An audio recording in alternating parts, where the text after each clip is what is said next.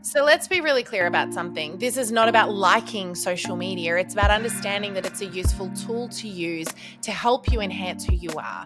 And so I don't think social media should overtake that personal connection. I think what it should do is elevate you and help you make more personal connections so you can be more of who you already are. Hey there, and welcome to the Direct Selling Accelerator Podcast. I'm your host, Greg Hind. Well, I'm not really a host, but I've got the opportunity to sneak in and take over right now, and why not? So I'm going to record this introduction because we are about to dive into a special episode with my incredible wife and I, where we're going to talk about all sorts of stuff that our team has put us on the spot for. They've actually been looking forward to this episode for months. They have had the chance to hold back their questions, hand them to us just before we recorded this episode, and we're going to talk to you about all sorts of things and have a little bit of fun together. So anyway, we're about to jump into this episode with my incredible wife, your normal host, and I, as we talk about all things in the industry, all things Auxano, and answer our team's questions. So let's have some fun and dive on in.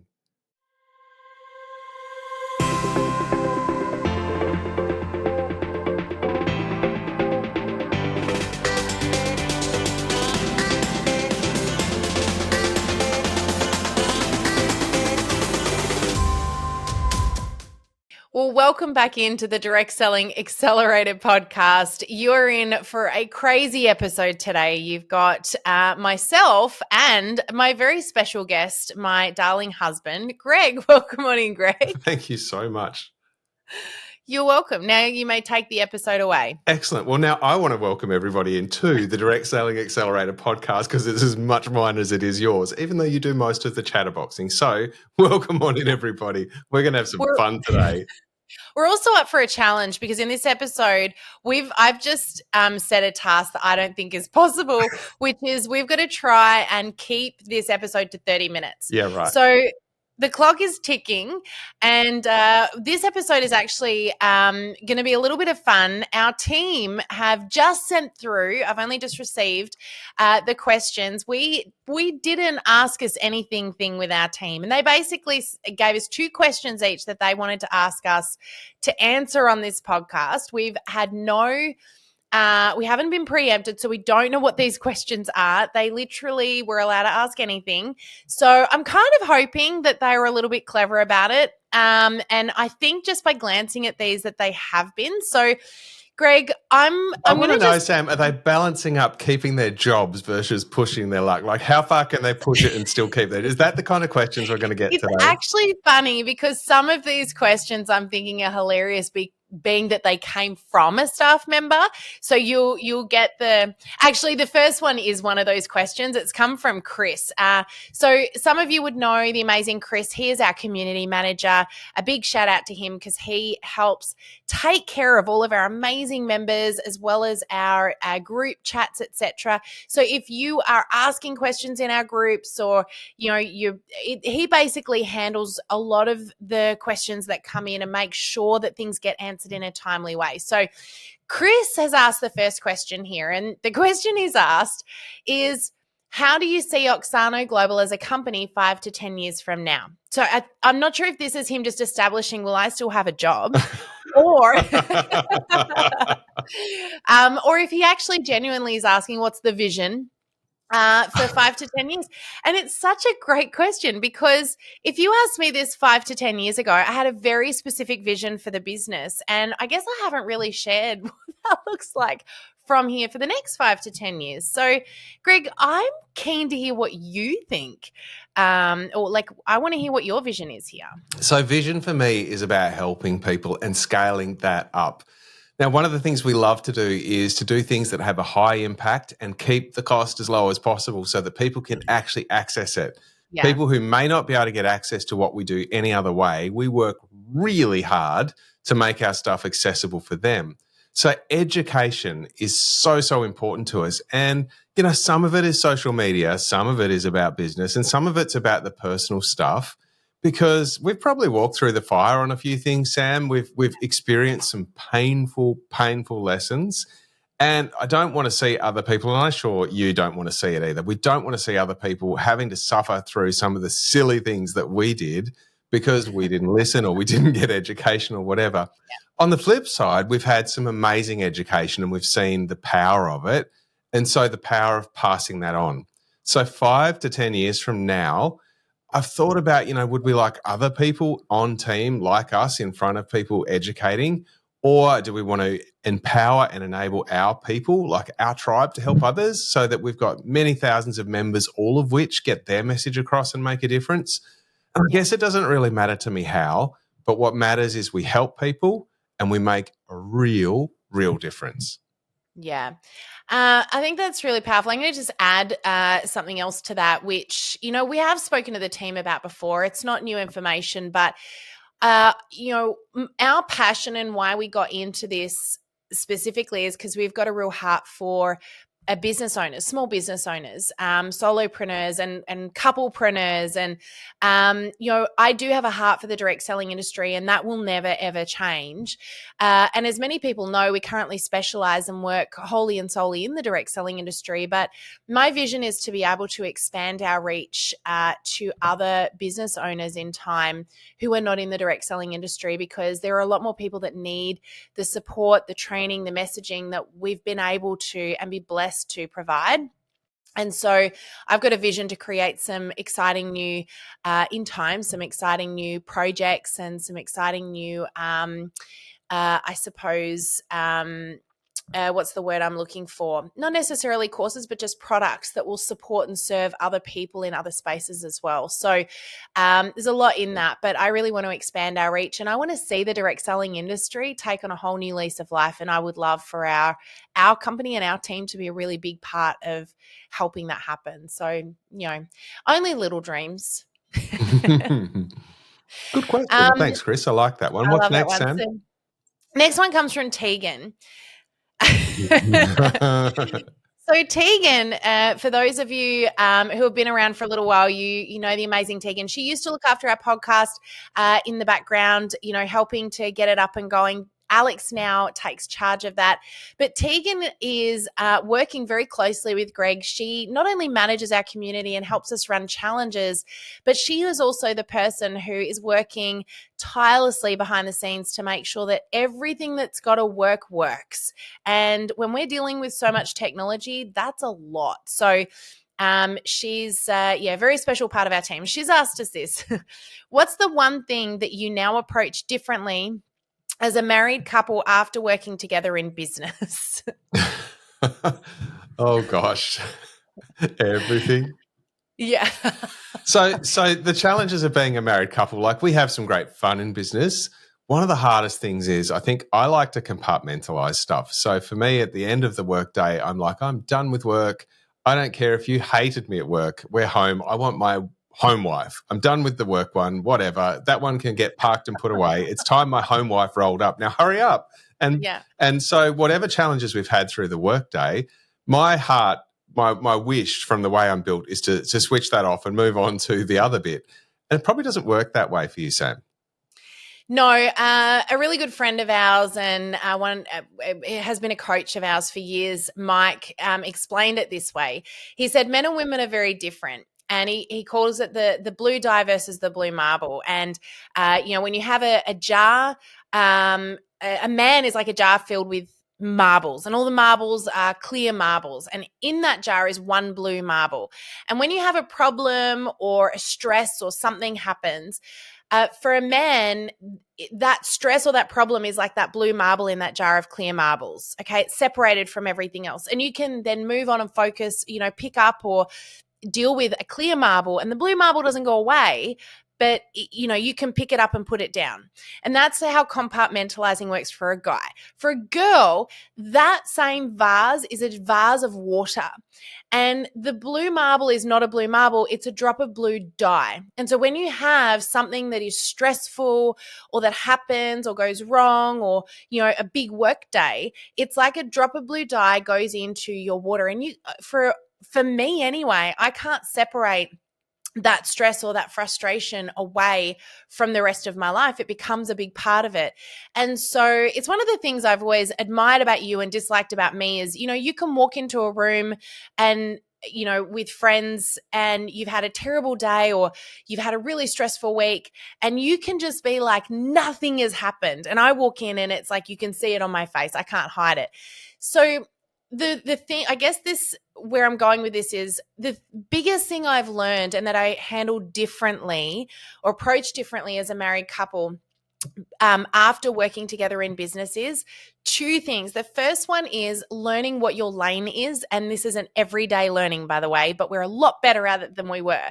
And that is understanding this is my lane, this is your lane, and we need to respect the other person's lane. And that was difficult for us early on because I started this business by myself. And so when you stepped in, there was this, okay, well, there's so much to do, but what do you do and take charge of? Well, that was hard for me to let go of for a while because I was across everything, and suddenly I had to find some things to hand over and literally move out of that lane. And that took a little bit of time. So that's one thing, is understanding that's your lane, that's my lane, focus where we're meant to be. But from a personal perspective, it was kind of what you were just alluding to, which is there needs to be separation. It's one of the reasons I tend to work from, we actually don't work from the same location either, by the way, which is hilarious. So Greg is currently in his studio, which is located on our property at home. I am located in our office, which is in town in Launceston. It's 15 minutes away from where Greg is. And I have another studio here. And so I go to work and I go home. And my thing is, when I go home, I am not working, and I separate. That way, my blue dye doesn't come home. Not saying that I have blue dye every day, but blue dye could look like an exciting project that all I want to do is talk about. But my family also needs to know that I know how to talk about things other than work. And that has been a challenge for me over the years because I can get super excited about projects. So I think when you're talking about marriage and business, like the reason that I've stuck with it, because it was really tough for a really long time, is because I could see it was causing me to grow. So our mission is to cause, to grow and become greater. That's what Auxano means. And if there's one thing that has caused me to grow and grow up and become less worse and more better and maybe grow and become greater, it's actually working together. Because there's many things that are very similar between us, and they're the things that cause the biggest tension. So whenever there's tension, I have to work on my bit, Sam has to work on hers, and we have to figure it out. On the flip side, the privileges of working together, when we do it well, we get to travel the world. We get to create together. We get to empower each other. We get to build each other and lift each other. We get to take our children to the most incredible opportunities and things that I just can't imagine doing any other way. So there's so many benefits to working together, but of course, it's how do you manage all of the other things? Because it does add a lot of complexity, and I'm not going to pretend it doesn't. And it forces you to become more mature. And I think that's the biggest thing. If you're going to work together, you have to be willing to go through that, because it compresses all of that stuff that you might have a lifetime to figure out. It makes things a little more urgent. But it's certainly been a good growth thing for me. I think it's also really critical. I say to anyone who's in business, you need to have a mentor and or a coach. The difference between a mentor and a coach is a mentor is typically not someone you pay, but it is someone you keep accountable to and you look up to and you respect.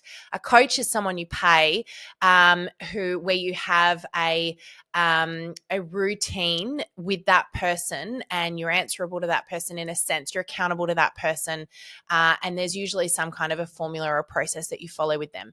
Now, I think when you're in a situation like us, it's even more important. And sometimes those coaches and mentors, I have mentors that Greg doesn't have. He's got other mentors. So we have separation there, but we also have one person that we come together with. And that is someone that can help us sometimes break there can be times where you need like a tiebreaker, if you like. You can get stuck here and here, but if you think of a triangle, we can be stuck beside each other, pushing back and forth. But if that happens, it's a calling to step up. It's a calling to see the bigger picture. So that calling of competition, like, oh, Sam wants this and I want that. Well, the problem is we're both wrong. We both want the same thing and we both want something bigger and better. And so if we can step out of the mud and see the big opportunity, the big picture, and we say, hey, what is it of what Sam's talking about that we need to capture? What is it that we're talking about that Greg wants to capture? How do we bring both of those things together? And how do we make it better for our team? How do we make it better for our family? How do we make it better for our people? Like all of those things all at once, because it's not a zero-sum game. It's not a competition. Yeah. There's always an opportunity to step up to a better way. Yeah. Okay, you ready for the next question? Sure. The next one comes from Ryan. Now, Ryan is our amazing video editor. So he does an incredible job of editing this very podcast that you are listening to or watching right now. In fact, you watch. The edit is going to be so good. He's going to make you say the word amazing when you just said that, Sam. You watch the edit. He's going to edit this and make you say amazing. Yeah. So, this could go anywhere. He's like, you watch. He's going to start the recording with Ryan is amazing, isn't he? So Ryan does do an awesome job, but he asked this question. I think it's quite funny. He asked this question because he actually gets the front row seat to everything we do. So every recording I do, every training I do, every podcast, he's getting all those recordings, and it's his job to edit them and make them look amazing so we can deliver it to you. And so he's asked, how do you keep your energy when talking to people and multitasking? And it's a really funny question because I guess it does look like that is all I do all day long, is just constantly talk to people. I guess it possibly is what I do all day long. Did you want to answer this? Did you want me to answer it? Well, let's go back a step. So let's think back a few years when we went into lockdown and I sat you in front of a camera and booked you back to back because there was unlimited things that needed urgent help, of things that you were good at. And so we would put you in, you were doing like 3 to 4 sessions a day with hundreds or thousands or whatever number of people per session. And the energy that it took from you and what it took from you and how much it cost was like, oh my goodness. Energy is something that really matters. There's only so much you can give. Now, over time, you can practice that and you can get better at delivering and you can get better at filling your cup so that you can do it. But you do have to be careful with that. So if Ryan is talking about multitasking while you're doing all that, he might be talking about you, but he is not talking about me. Women versus men, huh? Look, this is actually a really interesting question because it is a balancing act. And I don't believe that everybody is geared to be able to do what I do every day. I think some people are, but it's not something that you necessarily learn. I think it's something, yes, there are elements, don't get me wrong, that you can learn, that I'm learning every day. You know, I had to learn how to be a speaker and I'm constantly learning that. Learning how to be a better trainer, I'm constantly learning that. But when it comes to energy in this space, I will say that, I had a really interesting upbringing that I think has given me a lot of skills in that space that took a little bit less learning. But that being said, it is it is energy management. I hear a lot of people talk about this and it is a thing. Greg, it took Greg a little while to understand this because he was like, you're good at speaking on camera or speaking on stage, just go do it. And, if you just did that all day, every day, then I can take care of the other things and that's awesome. But the problem with that is that, of course, there is a huge amount of energy that goes into speaking and training, and I have to manage that energy a little bit. And you have to have that energy, Sam. Some of the things that you can get away with, you can be carried on energy. People will stick with you because of energy. And it's really interesting. So sometimes I'll get asked to deliver a training because it needs to be short, sharp, specific, but there's a bunch of things. Sometimes, like the team will say to me, hey, Greg, this one has to be you. Don't get Sam to do this one. You must do it. And so that's really fascinating. Like you actually have to manage that energy because if you run out, you can't carry what you're trying to carry on the camera. The other interesting thing is, Sam, that you have a gift of like literally we can get 15,000 or 50,000 comments firing up on screen while we're live with people. Like, I had somebody on team looking at reviewing a video the other day, and he's like, oh my gosh, there's no way, they're coming in so fast, I can't read them. And so that was something that you were amazing at, to be able to do that. And it took me a long, long time to catch up.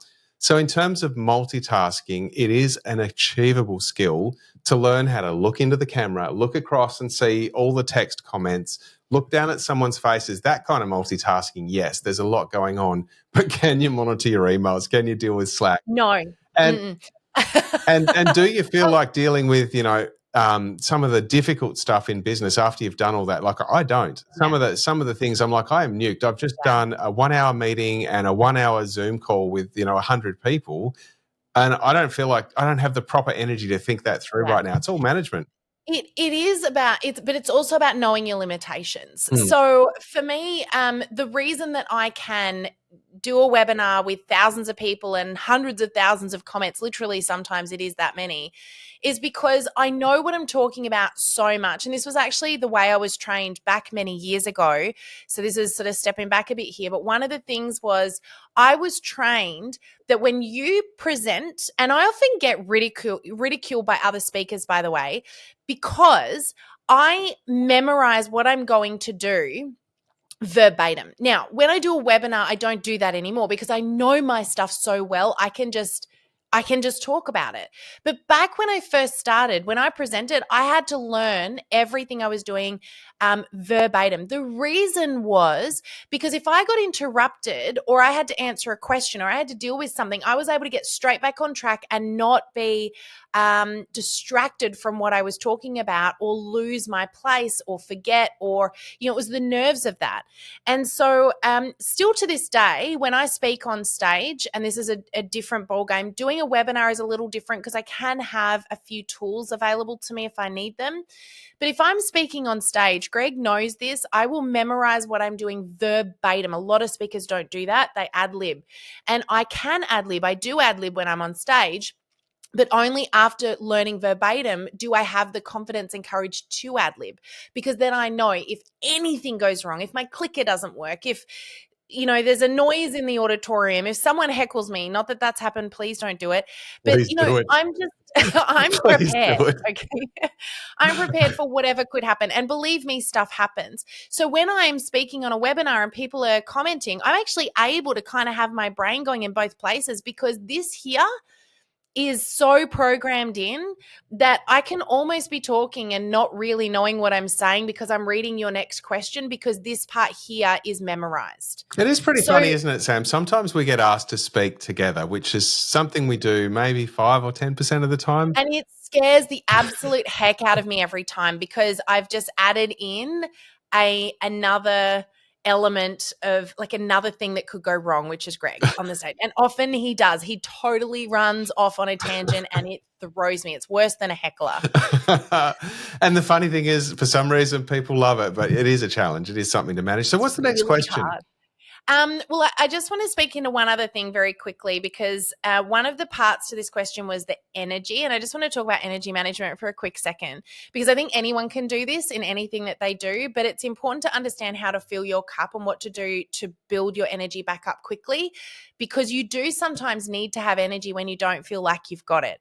So there's a couple of things Greg and I both do. The first one is body movement's really important. And I don't just mean, yes, we talk about our Game On song a lot, and I do have Game On song playlists on my phone. So if we go right before a webinar, we'll put it on, the two of us will move, and I'll be doing that backstage as well. But I also mean understanding that you need to recharge your own batteries, because if I do 3 or 4 podcasts in a row, which is not unusual, or I speak on a training and then I do a webinar, then I go into accelerator group, then I do a podcast, my energy is really depleted for that day. And the best possible thing I could do is go to the gym or go for a run. And that for me recharges that battery and allows me, because here's the problem. If I then go home after a day like that, I am depleted for my family. And so that's where recharging is really, really important. So body movement, I would say, is probably, there's so many tools I could talk about, but over and above everything else, I would say is the biggest thing. Especially for your personality type, Sam. That's particularly, some people have to burn off that energy. If you have an emotion that you're carrying, sometimes the best solution, I've heard this from lots of people, if you have an emotion that's heavy and you're feeling it, actually burning it off can be so powerful. For other Yeah. people, it can be doing some recovery Meditation. exercises. Like for me, going to the gym is a good long-term investment, but in terms of in the short term, it doesn't give me energy that day. It gives me energy months away, but that day or the next day, it actually costs me energy. Whereas for Sam, she'll actually smash herself and come home feeling better. It's interesting. But I know, like, it's a really good point because for some people it is, meditation or quiet space. I was talking to a really good friend of mine, Celine, recently. She's been on this podcast a few times, and Celine talks about introvert extroverts and the fact that there's a lot of misconceptions around who are introverts and extroverts. And she said that because she said that she is actually not an extrovert. And that's a crazy thought because anyone that meets Celine would look at her and go, she's an extrovert. She is so outspoken. She knows she can talk. She's a speaker. She knows what to say. And she's like me on the DISC profiling, a D. She's, that very, very similar personality type.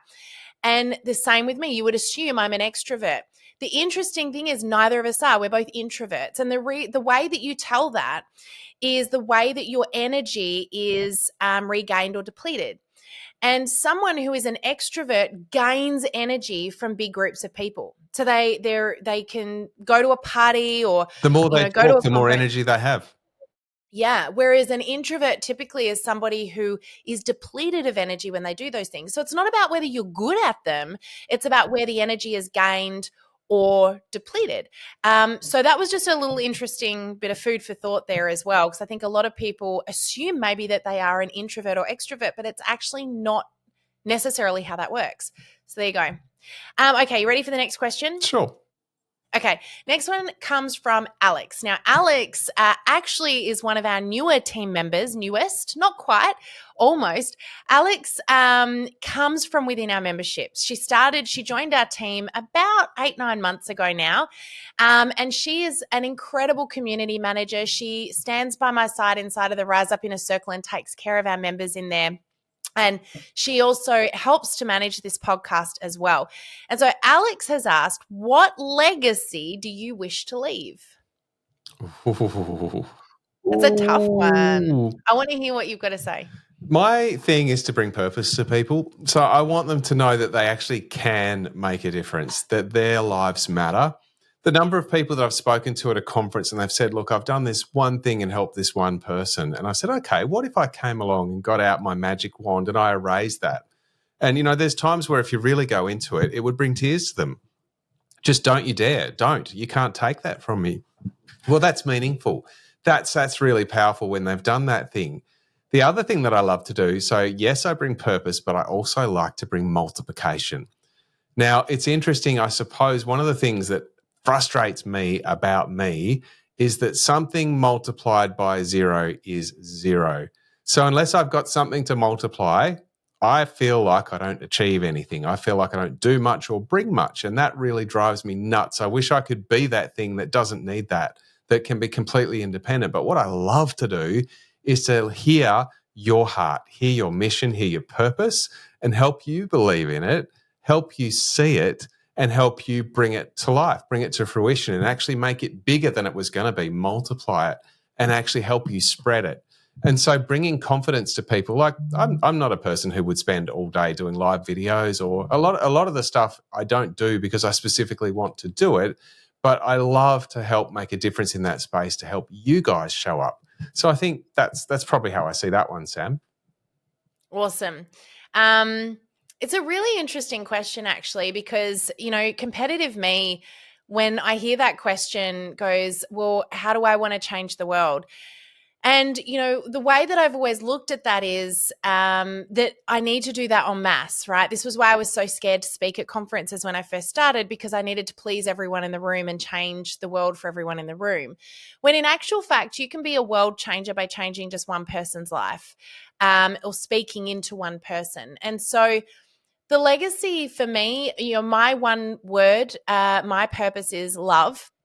And that is, twofold. It's by learning to love myself, I can better love others. But it's also flip. I want to see other people learn to love themselves and be able to love others as well. And, you might think, well, what's that got to do with business? It's got a lot to do with business, because I have over my time I've been exposed to entrepreneurs all my life. Both of my parents were entrepreneurs. A lot of the people I was surrounded with were entrepreneurs, business owners. And I've seen a lot of people over my time with incredible ideas, amazing passion, and an inability to believe in themselves, which also meant an inability to communicate the message they had with the world. And so the world never got the beautiful gift that they had to give. And for me, it's about helping you and others to be able to share that incredible gift you have by simply helping you do one thing, and that is to love and believe in yourself, because you actually already have everything you need around you right now to do what it is that's on your heart. The problem for most people, and the difference between those that are most successful in this world and those that are not, is simply mindset. And I heard we were on a call earlier today, Greg, and we heard something really amazing from the person we were speaking with that just resonated with me so much. And he said, we've all got the same hard where this so you talked about the wiring. I've got the I wrote it down here, but we've all got the same hardware. As a human being, we all have the same hardware. So we've all got, most of us, 2 eyes, a nose, a mouth, 2 ears, 2 arms, 2 legs. We all have similar hardware. Whether you are the most successful person that walks the face of this earth, or you are somebody who was born yesterday, your hardware is pretty well the same. The difference and the thing that separates us, the thing that makes us who we truly are and differentiates us from each other, is our software. It's the stories we're running in our heads. And so for me, if I can have an impact on the software that people are running and help them step into their truest and fullest potential, that for me is my legacy. And especially because the biggest issue with people is actually the stories. It's actually the software. So the things that catch people up when you really look at it, it's not technique. It's not trying harder. It's not process. It's not that stuff. Like, all of that stuff is stuff you can go and get. It's the stuff it's the unknown unknowns that get you every single time. It's that story you're running in your head that sabotages you or bumps you in the wrong direction just when you're getting close, or causes you to give up or stop, or make the wrong choices, or go down the path that doesn't work for you. It's always the story. And so one of the things I love about Sam's vision of love is actually showing people that they're good enough, that they're worthy, that their mission, their heart, everything that they're about is actually worth it, and that they are valid, and go for it. It's actually that passion and that belief to go for it. It actually completely unlocks people. And I think one of the things that works in our partnership is you do that, and then I'm bringing purpose. And so when you put that 2-part process together, that really brings people out of their shell, I think. Yeah. Okay, you ready for the next question? Yeah. This one is for you. Mm-hmm. This one is from Chris again. I saw this one come through and I was like, oh my goodness, this is a tough one. Okay. How do you think the ongoing trade wars between the US and other countries affect the direct selling industry? Oh, I love that one. So Good, because I much looked at it and went, uncertainty. So much uncertainty, but we need to be looking for opportunity. Now, the first thing that can happen is we can get stuck. And this is going to be an issue for some people, some leaders, some teams, some distributors, some companies, all of those things. It's all too hard, don't know what to do. When the landscape is shifting underneath you and you get stuck and you think, oh no, I'm out of control here, that story, that programming can leave you stuck. But when there's opportunity, so I think back to the 2008 global financial crisis, there were people that made truckloads of money, ordinary people that literally made truckloads of money in that time. There were people that had incredible opportunities. And you could say it's kind of luck or whatever. Well, for example, repo men did really well in that time. Now, they're hardworking people that do a difficult job. They made good income in that time. You go, oh, okay, but how's that work for me? Well, the question is, what is your opportunity? How do you shift? So when people are struggling for an income, oh, nobody wants to buy my product. Well, they're still using product, and maybe you need to shift them from something else towards your product. But there's a huge opportunity in the team space when people need extra income. There's always opportunity. So you could get stuck in all this, oh, the tariffs and oh, the wars and oh, this and that. Look for your opportunity. Find something. Yep. I love it. All right. You ready for the next one? Yes.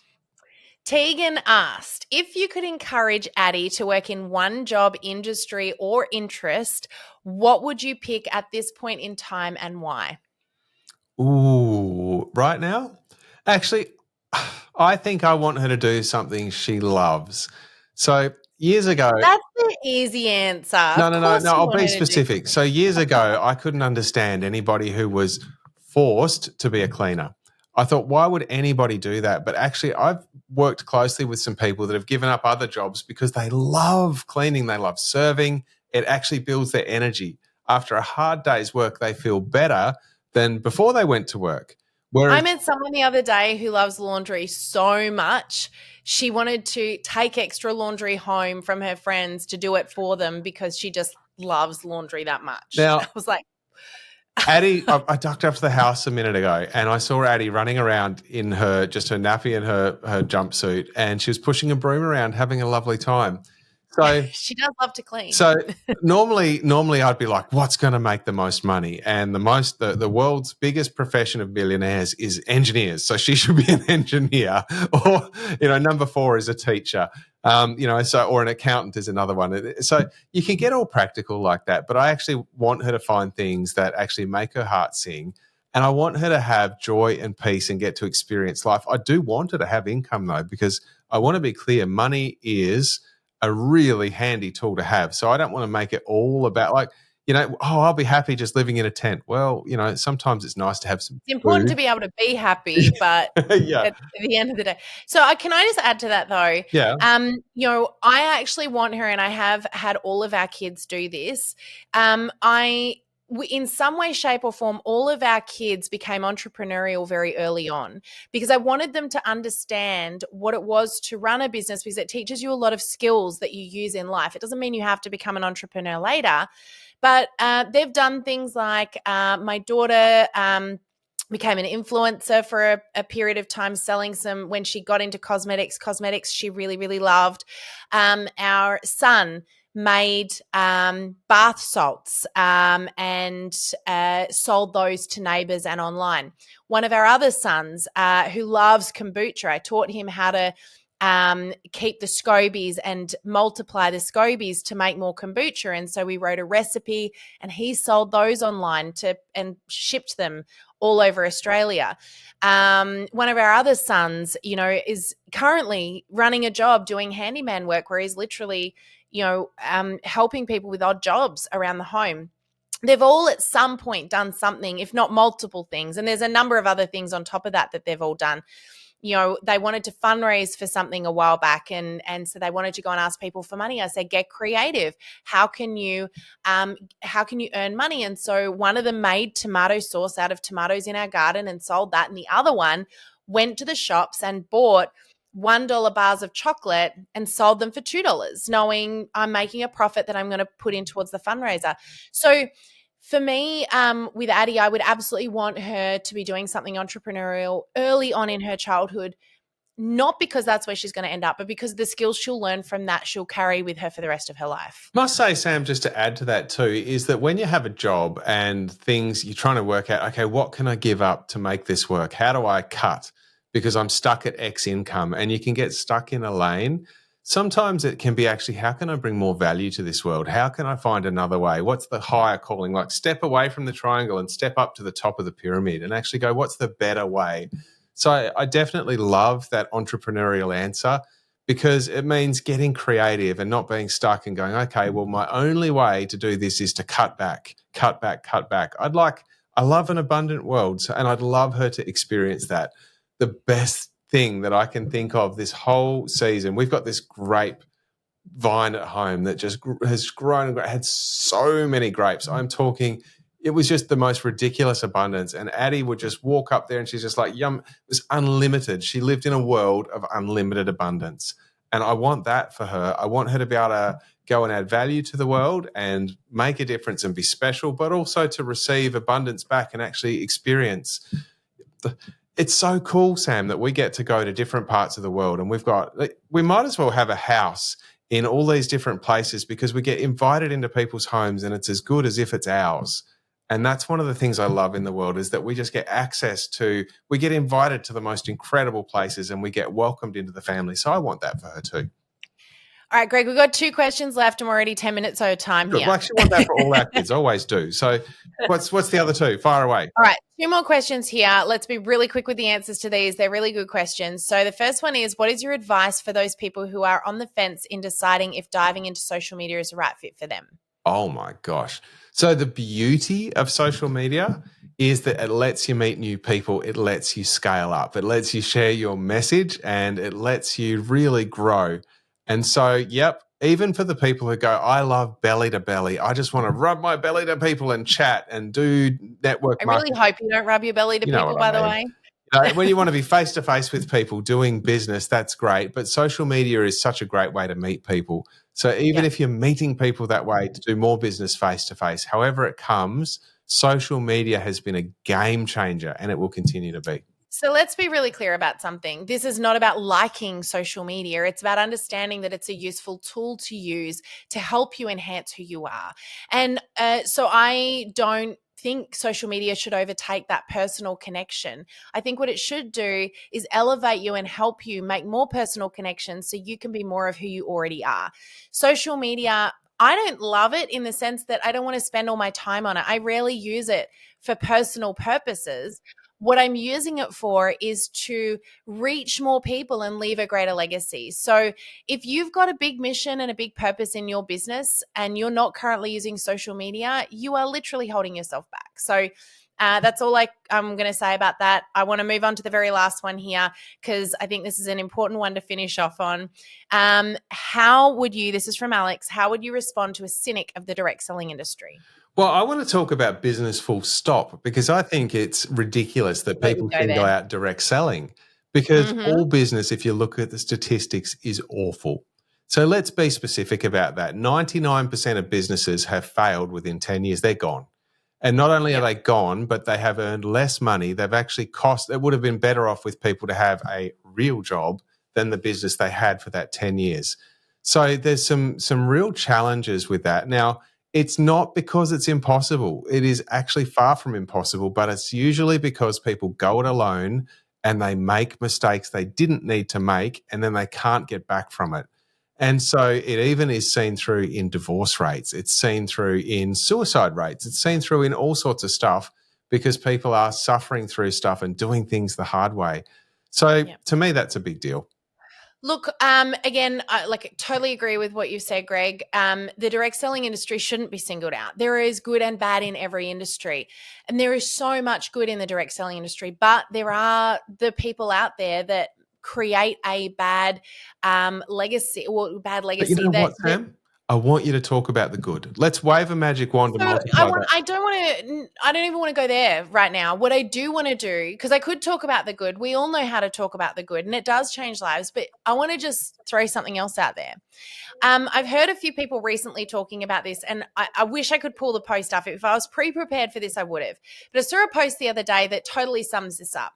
And it says, why is direct selling called pyramid, which it's not, by the way. Pyramid selling is illegal. It is not what the direct selling industry is. But look at a business, a standard old everyday business. You have your bottom employee, the person that hires that person, the person that hires that person, the person that hires that person, and then the big boss or the owner of the company. All of them are in a hierarchy. The bottom person is earning the least while the top person is earning the most. How is that any different to the direct selling industry and the very thing that people are giving it a hard time over? Look at franchises. Franchises are direct selling companies. They're not, because they're not considered to be in the industry, but they're geared the same way. Their commissions are the earnings that businesses get, but they have to buy their way in, and the person above them is always going to be earning more than them. What's the difference? So I agree with you, Greg. I think we need to focus on the benefits of what this industry does. It allows people to be a business owner with no experience, no outlay, no overheads. They provide all the training, all the motivation, all the inspiration, teams surrounding you. Like, what an incredible opportunity. Most business owners have to outlay tens, if not hundreds of thousands of dollars just to get started. And as you said, most of them fail in the first 3 years. Yeah. So powerful. And you know what? I was one of those skeptics. Let's be honest. If we went back 10 years, I was like, no way.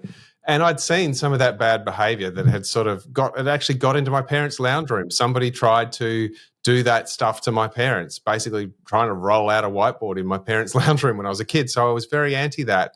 However, what I've seen in the last 10 years is the impact that your conferences make, and the impact that recognition makes and team makes, and having a product you believe in and being part of a family and a vision and opening the door to people in that way. I've seen people who were insulated and in their little shell come out and thrive. I've seen that make generational change, where kids who've been in that environment have seen what their parents have done and have continued on that journey and gone to a new level because of that. I've even seen kids. I spoke to someone the other day and he's like, oh, look, my parents were in network marketing. They didn't do so well out of it and I don't really like it. And I'm like, yeah, well, tell me about what. And he's telling me what he's doing now. And I'm like, it's all because of the experience his parents had and all the learnings they had that he's carrying. I absolutely love it. It's a beautiful industry in so many ways. And if we work on multiplying more of that, and like Sam kind of said with the blue dye that's in the water, if you just pour more water in, you pour more good stuff in the jug, suddenly the blue dye gets diluted to the point that there's none of it left. And that's what I want to see for this industry, where we dilute the rubbish out, we clean it out, and we really focus on what value this industry has. And we really make sure that people are getting what they came for, getting what they need, that we're looking at the promises that brought them in and we're helping them to access it because they can have it. They should have it, and we can help them. We're part of the solution. We, you and me, Sam, but we, the people that are listening to us right now, everybody that's here with us, we all have a difference to make if we step up and do our bit. Awesome. Well, brilliant way to wrap up the podcast, Greg. So thank you for jumping in and joining me and being willing to answer those questions on the fly. It's very hard to do that when we don't know what they are, but also thanks to our awesome team for the awesome questions too. So great to have you, our listeners, joining us again this week. Don't forget, of course, to subscribe so you don't miss out on any upcoming episodes, but please do us a little favor. This is an opportunity for us to reach more people and leave our legacy, and we need your help to do it. So please share this podcast with a friend today. If you had a little laugh or you got some value out of it, share it with somebody and help impact another life. And thanks again for tuning in. That's it from good. us. Thanks, Sam. Bye for now, everyone. For now. Thank you for joining us in this episode of the Direct Selling Accelerator Podcast. If you love listening and you found that this was helpful for your direct selling business, please like and subscribe to our YouTube channel.